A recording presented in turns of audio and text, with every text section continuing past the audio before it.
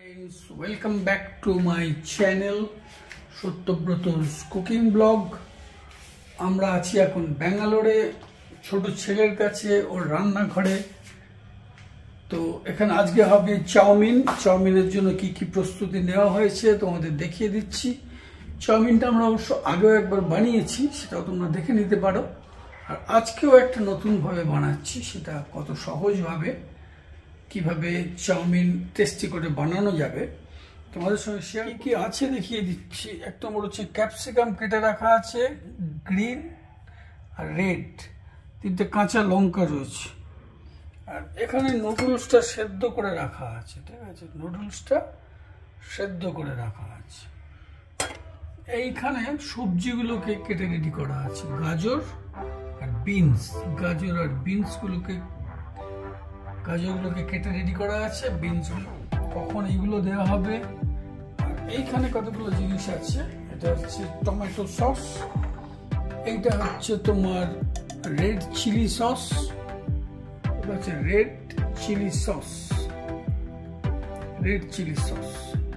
আর এইটা হচ্ছে তোমার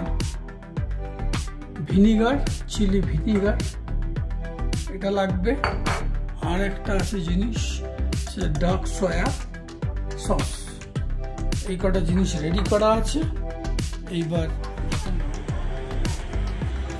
চলো তোমাদের একটু ভিডিওতে কমপ্লেক্সের রাতের ভিউটা একটু দেখিয়ে দিই। তেল পড়ে গেছে? হ্যাঁ, তেল দিচ্ছি।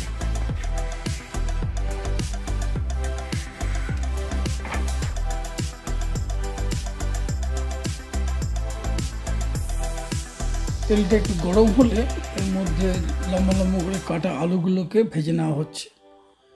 তারপরে দেওয়া হচ্ছে পেঁয়াজগুলোকে, এরপরে দেওয়া হবে গাজর আর মটরশুঁটিটা দেওয়া হবে। 3 থেকে 3.5 চামচ মতো সাদা তেল দেওয়া হয়েছে। তেলটা একটু গরম হওয়ার পর এগুলো দেওয়া হলো। ভালো করে নাড়াচাড়া করে বেশ করে ভেজে নিয়ে তারপর নুডলসটা দিতে হবে। সেদ্ধ করা নুডলস, নুন জল দিয়ে সেদ্ধ করা, তাও এর মধ্যে আরেকটু নুন দিতে হবে। এবার এই সবজিগুলো পড়ছে, সবজিগুলোকেও ভালো করে নাড়তে হবে অনেকক্ষণ ধরে।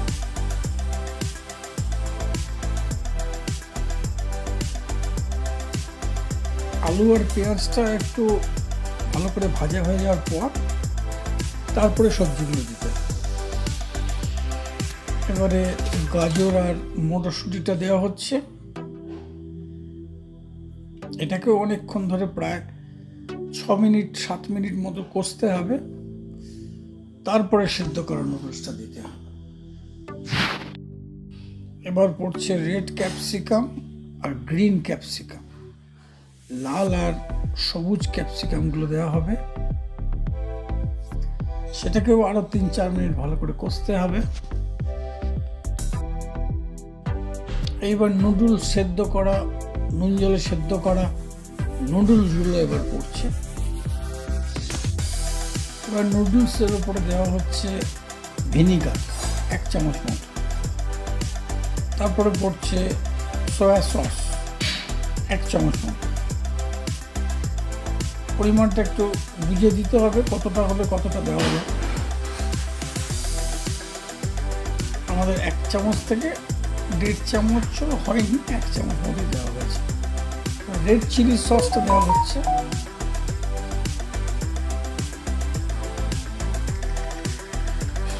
এটাও 1 চামচ মতো দেওয়া হচ্ছে। শেষের দিকে চলে এসছে, তার একটু ভিনিগারের মধ্যে দিয়ে ওটাকে ধুয়ে এর মধ্যে দেওয়া হবে।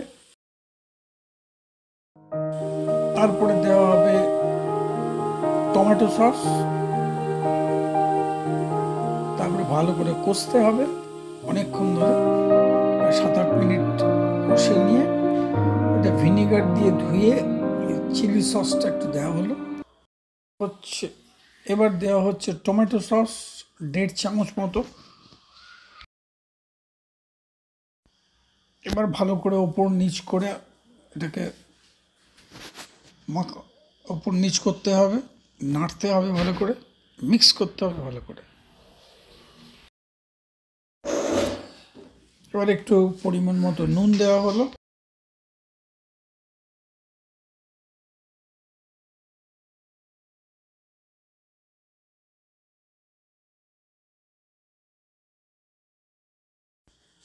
আর একটু গোলমরিচের গুঁড়ো দেওয়া হবে।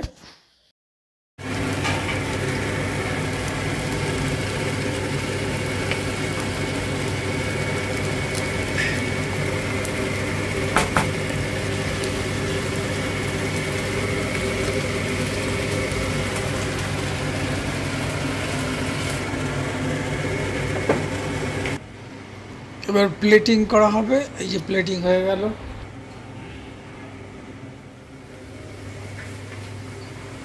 আর স্মৃতি সাইড বাই সাইড চিলি পনির বানিয়ে নিয়েছে। সেটা আজকে আর ভিডিও করতে পারিনি, অন্য আরেকদিন করব। তাছাড়া স্মৃতি বলেছে একটা